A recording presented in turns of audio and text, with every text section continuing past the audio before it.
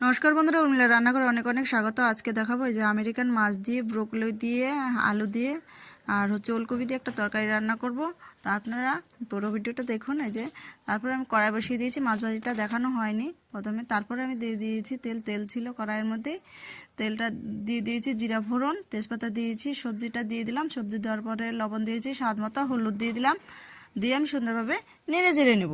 নেড়ে চেড়ে নেওয়ার পরে এইখানে নিয়ে নিয়েছি আমি লঙ্কা ভেজে নিয়েছি, কাঁচা লঙ্কা আর আদা বাটা দিয়েছি। আদা বাটা দিয়ে সুন্দরভাবে সবজিটাকে কষিয়ে নেব। কষানোর পর আমি দিয়ে দিলাম জলটা যখন আমার ফুটবে, এই দেখুন, তারপরে দিয়ে দিব আমি মাছটা দিয়ে দিব। বড় আমেরিকান মাছ ছিল, মাছটা দিয়ে আজকে রান্না করছি। তো তারপরে যে দেখুন একটু হালকা নেড়ে চেড়ে নিচ্ছি। নেড়ে চেড়ে নেওয়ার পর দিয়ে দিব ধনেপাতা কুচি দিয়ে সুন্দরভাবে নেড়ে চেড়ে নেব। আর ভিডিওটা ভালো লাগলে অবশ্যই সাবস্ক্রাইব করে, শেয়ার, লাইক করে পাশে